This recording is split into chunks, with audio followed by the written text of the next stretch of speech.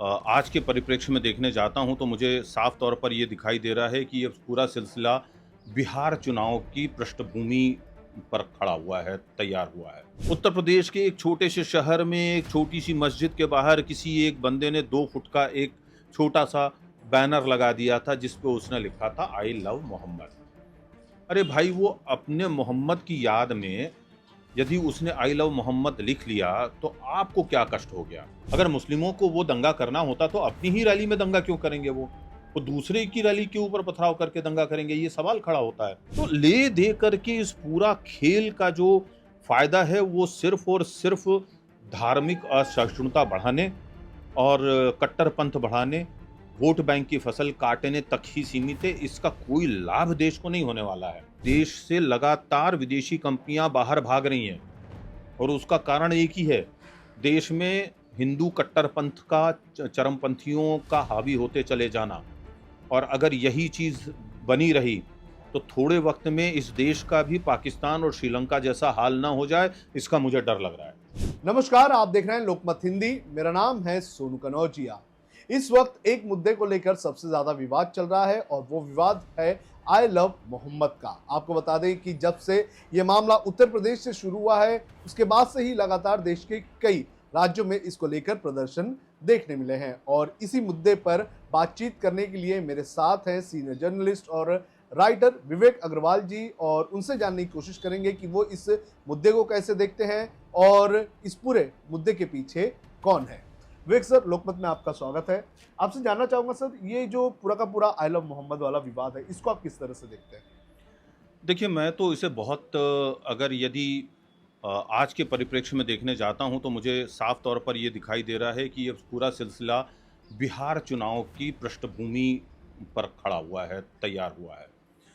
बिहार में चूंकि सरकार जो है डबल इंजन की सरकार, वो पूरी तरीके से असफल रही है और वहाँ का जो मुख्य मुद्दा है शराबबंदी, वो बहुत इन दिनों हवा में है। शराबबंदी का फ़ायदा तो राज्य को कुछ हुआ नहीं, राजस्व डूबा सो अलग। और जिस दिन शराबबंदी बनने की बात हुई थी, करने की बात हुई थी, उसके पहले से ही ये बात कही जा रही थी कि शराबबंदी जो है वो ठीक उसी तरह नाकाम रहेगी जैसे गुजरात में रही है। लेकिन चूंकि वो एक लोक लुभावन, वोट खींचू तरीका था, इसलिए नीतीश कुमार जी ने अपनी बात के ऊपर अड़े रह करके उसे ठीक उसी तरीके से लागू किया। एक आत्मघाती कदम था राज्य के लिए भी और उनकी पार्टी के लिए भी। जैसा कि मुंबई में या महाराष्ट्र में आर पाटिल ने किसी वक्त में डांस बार पर पाबंदी लाकर किया था। अब इसका नतीजा ये निकला कि कल तक जो शराब बहुत सस्ते में आम आदमी को शासकीय दरों के ऊपर मिल जाती थी और वो अपनी लिमिट में पी करके और जो भी उसको करना होता था वो करता था, घर जाके सो जाता था या जो भी चीज़। आज आलम यह है कि 3 से 4 गुना ज़्यादा कीमत पर पाउचेस में जो शराब है वो उनको उपलब्ध होती है। नौसादर मिली हुई या जहरीली शराबें उन लोगों को मिलती हैं, जिससे कि आज आम इंसान वहाँ का जो है अपना स्वास्थ्य गंवा रहा है। और उसका नतीजा ये निकला है कि वहाँ पर लोगों में इस चीज़ को लेकर के काफ़ी गुस्सा भी है। दूसरी चीज़ ये है कि शराब जो है आसपास के तमाम राज्यों से खूब बड़े पैमाने पर तस्करी हो रही है और वहाँ पर इसका पूरा का पूरा एक बड़ा कॉकस, एक बड़ा गैंग बन चुका है, तस्करी का सिंडिकेट तैयार हो चुका है, जिसका निश्चित तौर पर जो फ़ायदा है वो सीधे-सीधे से पुलिस को और जो आबकारी विभाग की टीम्स हैं उनको और जो स्थानीय नेता हैं उन लोगों को ही हो रहा है। सरकार का राजस्व चला गया, जनता की जेब तो आज 4 गुना कट रही है। दूसरा जो है विकास है, जो वहाँ पर कतई हुआ नहीं। हज़ारों करोड़ देने के वादे हुए, बिहार को कभी मिले नहीं। आम आदमी वहाँ का आज भी उसी तरीके से परेशान, हलाकान और आक्रांत है, कुछ उसको फ़ायदा मिल नहीं रहा है। अब इन चीज़ों से लोगों का ध्यान डाइवर्ट करने के लिए और अपना वोट बैंक बचाए रखने के लिए कोई मुद्दा चाहिए था। उत्तर प्रदेश के एक छोटे से शहर में एक छोटी सी मस्जिद के बाहर किसी एक बंदे ने 2 फुट का एक छोटा सा बैनर लगा दिया था जिस पे उसने लिखा था आई लव मोहम्मद। अरे भाई, वो अपने मोहम्मद की याद में यदि उसने आई लव मोहम्मद लिख लिया तो आपको क्या कष्ट हो गया? जिस देश में हजारों मस्जिदें हैं, लाखों करोड़ों मंदिर हैं, जिसमें जगह-जगह पे जो है भगवा ध्वज लटके होते हैं। इतने सारे जो है विभिन्न देवी-देवताओं के चित्र लगे होते हैं। उनको लेकर के तो कोई आप आक्षेप नहीं करता। कोई उनको लेकर के तंग नहीं करता किसी को। आपको एक छोटे से पोस्टर में क्या परेशानी है? और वो भी उनके अपने उस इलाके में जहाँ पे मुस्लिम बहुल लोग रहते हैं। उसको लेकर के कुछ चरमपंथियों ने, कुछ दक्षिणपंथियों ने मुद्दा खड़ा किया, जानबूझ करके उसे हवा दी, उसके नाम पे रैलियाँ निकालनी शुरू की, पुलिस ने ज़्यादती करनी शुरू की। मौलाना ने कहा कि भाई हम इसके विरोध में जो है रैली निकालेंगे। उन्होंने शांतिपूर्ण रैली निकालनी शुरू की। सड़क के दो बाजुओं से उनके ऊपर पथराव होने लग गया। पथराव हुआ, भगदड़ मची, पुलिस को मौका मिल गया। उन्होंने मार कुटाई शुरू कर दी और इसका नतीजा ये हुआ कि वहाँ पे हालात बिगड़ गए। मुस्लिम कम्युनिटी के बच्चे जो शांतिपूर्ण प्रदर्शन कर रहे थे, युवकों पे अगर किसी ने हमला किया तो पहले तो जाँच वो होनी चाहिए थी कि वो पथराव किसने किया। अगर मुस्लिमों को वो दंगा करना होता तो अपनी ही रैली में दंगा क्यों करेंगे वो? वो दूसरे की रैली के ऊपर पथराव करके दंगा करेंगे, ये सवाल खड़ा होता है। लेकिन ये सब चीज़ें नहीं देखी गईं। दर्जनों लोगों को गिरफ्तार कर लिया, जो मौलाना थे उनको भी भड़काऊ भाषण देने का उनके ऊपर मामला बनाने की बातें चलने लग गई और बहुत कुछ होने लग गया।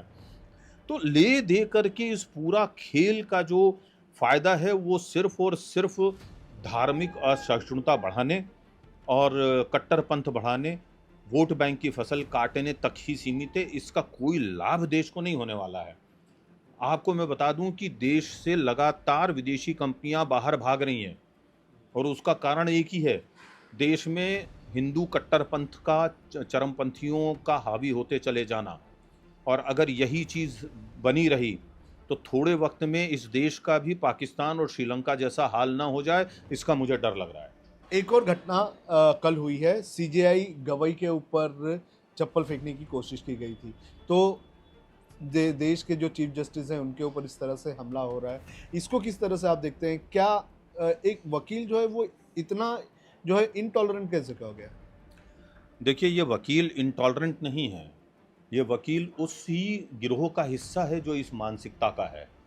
इन लोगों के साथ में समस्या ये हुई है कि 2014 के पहले तक, जब तक उनकी सरकार नहीं बनी थी, तब तक तो वो लोग अपना काम चोरी छुपे, चुपचाप अंदर खानी करते रहते थे। अपने विचारधारा का प्रचार प्रसार करते रहते थे। लेकिन जैसे ही बहुमत की सरकार बनी, तो इनके दिल खुल गए और ये अब जो है सीधे-सीधे से हर देश की हर संस्था पर हमला कर रहे हैं। पहले इन्होंने पूरी पत्रकारिता को खत्म कर दिया। पूरी जर्नलिज्म इन्होंने समाप्त कर दी है। सोशल मीडिया को इन्होंने बर्बाद कर दिया है, एक तरह से अपने कब्जे में कर लिया है। सेना का भी एक बड़ा हिस्सा जो है इन लोगों ने खराब कर दिया है। अब बचा रह गई थी जुडिशरी, हमारी न्यायपालिका। पिछले दिनों प्रधानमंत्री के जो इकोनॉमिकल चीज़ों के बातों के जो एडवाइज़र हैं, उन्होंने 2 मंचों से ये बात कह दी कि देश की तरक्की के लिए न्यायपालिका बाधक है। वो सीधे-सीधे से लोगों को इंसाइट कर रहे हैं, भड़का रहे हैं कि हमारे देश के लोग जो हैं न्यायपालिका को भी अब ध्वस्त कर दें। यदि न्यायपालिका इस राष्ट्र में ध्वस्त हो जाती है तो समझ लीजिए इस राष्ट्र का अंधकार युग में लौटने से कोई नहीं रोक सकता। अभी भी हम उसकी तरफ बड़ी तेज़ी से जा रहे हैं, रॉकेट की गति से जा रहे हैं। लेकिन यदि न्यायपालिका नष्ट हो गई तो ये नष्ट हो जाएगा। छोटी-छोटी सी बातों के ऊपर लोग जो है अब अदालतों में जाने लगे हैं। अब एक व्यक्ति को किसी पुराने मंदिर के बाहर किसी मुगल काल में या किसी काल में कोई प्रतिमा भग्न हो गई थी, उसको पुनर्स्थापना करने के लिए वो सीधे सुप्रीम कोर्ट चला आता है और सीधे मांग कर देता है कि साहब मुझे वहाँ नई मूर्ति लगानी है। अरे भाई, पहले आप अपना सिस्टम से तो आइए। क्या आपने उसके लिए वहाँ के स्थानीय प्रशासन से चर्चा की? क्या आपने उनको आवेदन दिया?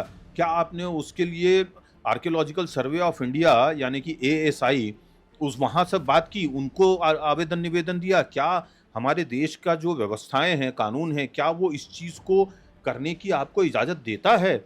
आपने ये सब चीज़ें देखी? नहीं साहब, मैंने कुछ नहीं किया, मैं तो सीधे चीफ जस्टिस के पास आ गया, लाओ साहब इसके ऊपर मुझे ऑर्डर दे दो। क्यों दे दो? और गवई साहब ने क्या गलत बोला? कि भाई जाइए आप अपने देवी देवताओं से बात कीजिए, पूछिए उनसे। इसमें कोई गलत नहीं है। आखिरकार इस तरह की फ्रिवलेस जो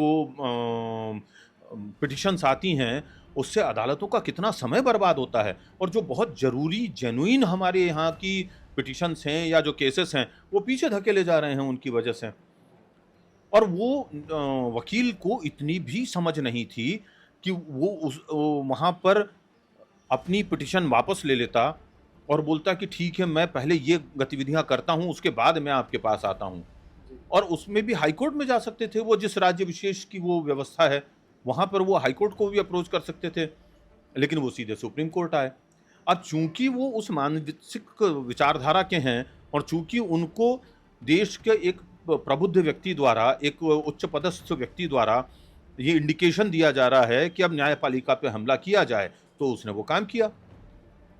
गवई साहब ने भले ही उसको दयानतदारी दिखाते हुए, उदारता दिखाते हुए उसके खिलाफ सख्त कार्रवाई करने से मना कर दिया, और उनको सिर्फ बार से बेदखल करके उनका लाइसेंस रद्द हुआ है, और उनको गिरफ्तारी भली हुई थी, लेकिन उनको डिटेन किया गया था, माफ़ कीजिए, गिरफ्तारी नहीं, और उनको अदालत परिसर में ही बाद में रिहा कर दिया, क्योंकि गवई साहब ऐसा चाहते थे।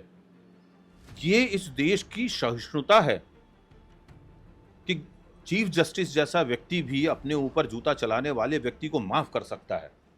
और ये सीख जो है, ये हिंदुस्तान की राजनीति में नहीं है, ये हिंदुस्तान की धार्मिक और आध्यात्मिक चेतना में शामिल है।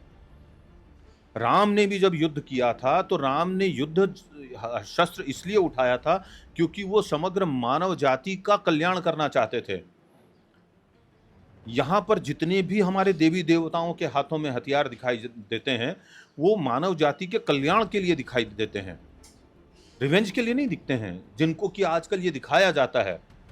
आज से 20 साल पहले, मुझे याद है, या 30 साल पहले, 40 साल पहले हमारे बचपन में राम के जो तस्वीरें आती थीं, उनमें उनका जो है ना समग्र स्वरूप होता था। उसमें वो एक पिता दिखते थे, एक पति दिखते थे, एक पालक दिखते थे, एक भाई दिखते थे, एक बेटे दिखते थे। आजकल जो है उनके चेहरे पे क्रोध होता है, वे एक योद्धा की शक्ल में दिखाई देते हैं। ये एक नया नैरेटिव गढ़ा जा रहा है। राम को उस तरीके से दिखा करके और उनको योद्धा दिखा करके, उनको क्रोधी दिखा करके, ये नैरेटिव हमारे नई पीढ़ी के मन में ठूंसा जा रहा है जबरन। जो चीज़ें मुस्लिम समुदाय के साथ हुई, उनको दबा करके और उनकी चीज़ों पे कब्जा करने की कोशिशें जब अमेरिका ने की, और जब उन्होंने रिटेलिएशन किया, तो उनको टेररिस्ट बना दिया। वही स्थिति आज हिंदुस्तान में हो रही है, हम हिंदू समाज के साथ हो रही है। अब हमें भी मिलिटेंट बनाने की कोशिश की जा रही है। हम मिलिटेंट नहीं हैं, मन, वचन और कर्म से नहीं है। हाँ, हमारे पूर्वजों से गलतियां हुई हैं, और राजनीति इसी तरीके से चलती है, समाज इसी तरह से चलता है। एक समग्र हिंदुस्तान कभी नहीं था, ये बात सबको माननी पड़ेगी। वक्त वक्त पे राजा आते गए, उन्होंने अपने अपने तरीके से राज्य बढ़ाए हैं। भारतवर्ष की संकल्पना और कल्पना जो है, वो सिर्फ किताबों और कुछ लोगों के जहन तक सीमित हैं। ऐसा कोई मतलब जो है नक्शा या कोई भी चीज़ उपलब्ध नहीं थी। सर, जिस तरह से आई लव मोहम्मद का विवाद शुरू हुआ, तो हिंदू पक्ष की तरफ से आई लव महादेव ये शुरू किया गया, और किरीट सोमैया जैसे मुंबई के कई सारे नेता हैं, नितेश राणे जैसे नेता हैं, उन लोगों ने भी अपने डीपी पर आई लव मोहम्मद का पोस्टर लगाया। कुछ मुस्लिम लड़के कुर्ला में आई लव मोहम्मद के जो पोस्टर अपने गाड़ी पर स्टैंप लगा रहे थे, उनके खिलाफ भी मामला दर्ज करने की बात कही गई। अरे भाई, ये तो मेरी निजी आस्था का सवाल है। मैं मेरी गाड़ी पर यदि आई लव मोहम्मद चिपकाता हूँ, तो ये मेरी निजी आस्था है। अब आप बोलेंगे कि साहब, मोटर व्हीकल एक्ट के तहत गाड़ी पे किसी भी तरह की कोई मार्किंग नहीं होनी चाहिए। यदि होती है तो उसकी परमिशन लेनी चाहिए। मुस्लिम लड़कों के खिलाफ इस मामले को लेकर के यदि आपने मुकदमा दायर किया है, बहुत अच्छी बात है, मोटर व्हीकल एक्ट के तहत किया है, बीएनएस के या आईपीसी सीआरपीसी के तहत नहीं हुआ है तो। लेकिन यदि ऐसा है कि मोटर व्हीकल एक्ट के तहत उनके स्टिकर लगाने के ऊपर ये मामला दर्ज हुआ है, तो मुंबई और महाराष्ट्र में चलने वाले हर व्हीकल के ऊपर, जिस पे पुलिस का भी नाम लिखा है, पुलिस का लोगो भी लगा है, आर्मी लिखा हुआ है, आर्मी के लोगो लगे हैं, उन तमाम जिनके ऊपर किसी न किसी कंपनी के लोगो लगे हुए हैं या नाम लिखे हुए हैं, उनको सबके खिलाफ एक्शन होनी चाहिए। जिसके ऊपर आजकल तो यादव और अहीर और फलाना और ढिमका वो सब भी लिखने का फैशन चल पड़ा है, ठीक है ना। कितने ही हमारे बड़े बड़े जो महापुरुष हैं, चाहे हम शिवाजी महाराज को ले लें, चाहे हम भगत सिंह जी को ले लें, चाहे हम महाराणा प्रताप को ले लें, चाहे हम महात्मा गांधी को ले लें, इनके भी सबके स्टिकर्स जो हैं वो कारों पे लगे हुए दिखाई देते हैं। न जाने कितनी कार में लोग जो हैं वो जो मंत्र लिखे हुए हैं, बौद्ध मंत्र, उसके जो छोटे छोटे से ध्वज होते हैं, वो झंडे लगे हुए आपको कारों के पीछे या बाइक्स के आगे लगे हुए दिख जाएंगे। तो फिर उनके भी खिलाफ एक्शन होना चाहिए, क्योंकि गाड़ी के ऊपर जो गाड़ी बन करके आई है, जिस कंपनी की है, उसकी ब्रांडिंग और उसके अलावा उसके आगे और पीछे और साइड में लिखे हुए उनके जो नंबर्स हैं, उनके अलावा कुछ नहीं होना चाहिए। करें उन लोगों के भी खिलाफ एक्शन, मुझे बहुत खुशी होगी। लेकिन ऐसा नहीं हो रहा है, ये एक पक्ष को दबा करके और अपनी राजनीति चमकाने की वो है। और भाई क्यों आप आई लव मोहम्मद के खिलाफ जो है आई लव महादेव का नारा दे रहे हो? आपके पास इतना खूबसूरत नारा है ना, हर हर महादेव, सदियों से हम बोलते आ रहे हैं, आप वो लिखिए। आपको अंग्रेजी में क्यों जताना है कि मतलब एक विदेशी भाषा में कि मैं अपने महादेव से प्रेम करता हूं? ये कौन सा मतलब चरित्र है आपका? तो जो चाल चरित्र और चेहरे की बातें करने वाले लोग हैं, वो खुद ही बेनकाब हुए जा रहे हैं। सर, पिछले कुछ दिनों में आपने लुभावनी स्कीम्स की बात की, बिहार की, महाराष्ट्र में भी ऐसी कई सारी स्कीम्स देखी गई जिसमें महिलाओं को पैसे देने की बात कही गई, लाड़की बहन योजना, अभी कई लोगों के नाम भी काटे जा रहे हैं। तो ये जो फ्रीवीज वाली स्कीम है, ये किस तरह से राज्य को खस्ता हाल में लेके जा रहा है? देखिए, बहुत बुरी हालत है। पिछले दिनों मध्य प्रदेश के जो हमारे मुख्यमंत्री हैं, उन्होंने तो 1 लाख करोड़ रुपए का कर्ज लिया और वो कहाँ खर्च हो गया किसी को पता नहीं। महाराष्ट्र के ऊपर भी लाखों करोड़ का कर्ज हो चुका है अब तक। तब लगभग 9 लाख 5 करोड़ का कुछ कर्ज होने जा रहा है इस साल के अंदर। जी, और ये क्यों होने जा रहा है? क्योंकि लाड़की बहन योजना के तहत जो 50 से 60 हज़ार करोड़ रुपया हर साल देना पड़ रहा है, उसके कारण से महाराष्ट्र में, मुंबई में जो बहुत सारी योजनाएं हैं, कल्याणकारी, लोक हितकारी योजनाएं, उनको बंद करना पड़ा है या उनके लिए धन नहीं है। और उसका नतीजा ये निकला है कि जो बड़े-बड़े उद्योगपति घराने हैं, उनकी चांदी कट रही है इसके चक्कर में। क्योंकि टर्न की बेसिस के ऊपर या दूसरी चीज़ों के नाम के ऊपर वो लोग सारे के सारे जो इस तरह की योजनाएं हैं, उनके ठेके ले लेकर के जा रहे हैं, क्योंकि उनके पास इफ़रात में पैसा है। तो ये जो चीज़ें हैं, दूसरा ये हो रहा है कि लगातार जो है पेट्रोलियम प्रोडक्ट्स जो हैं और शराब, उनके भाव बढ़ाते चले जा रहे हैं, क्योंकि ये दोनों के ऊपर वैट लगता है, जीएसटी नहीं लगती। ये दोनों राज्य सरकार के अंतर्गत आते हैं। अगर आप महाराष्ट्र की ही बात करें तो पूरे देश में सबसे ज़्यादा महंगा पेट्रोल डीजल और सबसे ज़्यादा महंगी शराब कहीं है तो वो महाराष्ट्र में है। और इसका एकमात्र कारण यही है कि धीरे से उसमें थोड़ा सा वैट बढ़ा दिया जाता है, और वो थोड़ा सा वैट कुछ कम नहीं होता है। कभी 5% एक साल बढ़ा देंगे, कभी 10% बढ़ा देंगे, कभी 15% बढ़ा देंगे। और वो जो पीछे का रेट चल रहा है, यदि कोई शराब की बोतल 1000 रुपये की थी 20% वैट के साथ, और इस साल उसके ऊपर वैट जो है 10% बढ़ा दिया, तो वो 1100 रुपये की हो जाती है। ऐसा नहीं होता है कि वो वैट जो पिछला लगा हुआ है वो खारिज होता है, वो उस किताब की माफ़ कीजिए, उस शराब की बोतल की कीमत में जुड़ जाता है। तो उसका नतीजा ये है कि जो शराब पीने वाले लोग हैं, जो शौकीन हैं, जिनको कि लीगली शराब खरीदनी होती है, उनको नुकसान हो रहा है। लेकिन सरकार जो है उस पैसे का जी भर के दुरुपयोग कर रही है। जो लोक लुभावन योजनाएं हैं या जो अनावश्यक रूप से बड़े-बड़े धार्मिक कॉरिडोर्स बनाए जा रहे हैं या जो मूर्तियां स्थापित की जा रही हैं, उसमें हज़ारों करोड़ रुपया बर्बाद किया जा रहा है। अरे भाई, आप एक प्रतिमा लगाते हैं जिसकी कीमत यदि कुल मिलाकर के 16,000 करोड़ रुपए है, तो उस 16,000 करोड़ रुपए से कम 5 या 6 एम्स जैसे बड़े अस्पताल खुल सकते हैं। देश में कम से कम उसमें 15 हवाई अड्डे बन सकते हैं। न जाने कितनी फ्लाइट्स आ सकती हैं। आप विकास के कार्यों में या देश के लोगों के हित के काम कार्यों के बदले पानी स्वच्छ मिल सके, समय पे मिल सके, अच्छी मात्रा में मिल सके, उसके बदले बिजली की व्यवस्था देखने के बदले में अनावश्यक चीज़ों पे खर्च किए जा रहे हैं। और मैं आपको बताता हूँ ये लाड़की बहन योजना, फलाना-ढिमका इन सब चीज़ों के कारण इतनी बुरी हालत हो चुकी है कि यदि आज आप गाँव में जुताई करने के लिए, बुआई करने के लिए, कटाई करने के लिए यदि खेतिहर मज़दूरों की व्यवस्था करने निकलते हैं, तो आपकी नाक में दम आ जाएगा, आपको मज़दूर नहीं मिलेंगे। घर में मुफ़्त बैठे पैसा मिल रहा है, कोई क्यों आपके लिए काम करने आएगा, पसीना बहाने आएगा? इस देश का जो श्रमिक है, उसको बर्बाद कर दिया इन योजनाओं ने। इन योजनाओं को तुरंत बंद किया जाना चाहिए और लोगों को नरेगा, मनरेगा जैसी योजनाओं के तहत ही काम करने के बाद पैसे दिए जाने चाहिए। देखिए, ताजमहल को लेकर के दुनिया कितनी भी गालियाँ बकती है, लेकिन सच्चाई उसके पीछे दूसरी है। वो एक बेगम की याद में बना हुआ ताजमहल जो है, वो कब्रगाह नहीं है। वो कोई मॉन्यूमेंट नहीं है। वो दरअसल उस दौर में पड़े हुए अकाल की जो भीषण अकाल था, उससे निपटने की योजना थी कि वहाँ पर उन्होंने ये इमारत तामीर करवानी शुरू की, जिससे कि हज़ारों मज़दूरों को काम मिला। उन हज़ारों मज़दूरों के परिवार जो हैं, वो उससे चलने लगे और उसका नतीजा ये निकला कि उस भीषण अकाल में भी लोग जो है बड़े आराम से जी सके। तो ये एक राजा की वैचारिक धरातल पर कैसे जनता को, प्रजा को एंगेज रखना है, उसको कैसे लाभ पहुँचाना है, कैसे उस तक धन पहुँचाना है, ये उसकी प्रक्रिया होती है। ये नहीं कि आप लोगों को चूरन बाँटते फिरें।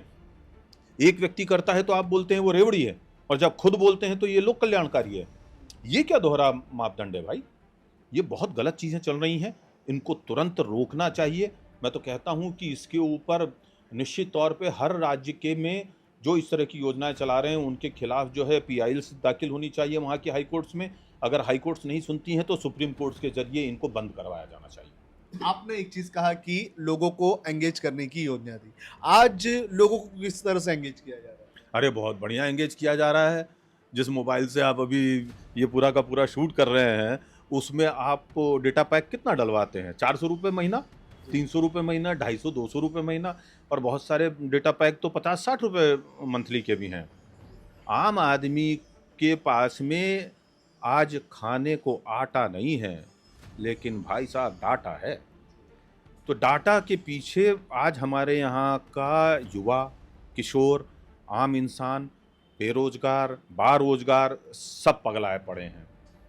स्त्रियां जो हैं रील देखने में व्यस्त हैं। बच्चा पढ़ रहा है कि नहीं, खाना खा रहा है कि नहीं, समय पर सो रहा है कि नहीं, खेलने जा रहा है कि नहीं, उनको देखने का वक्त ही नहीं है। पतिदेव जो हैं नौकरी पे गए हैं, तो पहले वो अखबार पढ़ते थे, किताबें पढ़ते थे, जब सफ़र कर रहे होते थे। आज वो मोबाइल में मुंडी घुसाए बैठे हुए दिखाई देते हैं।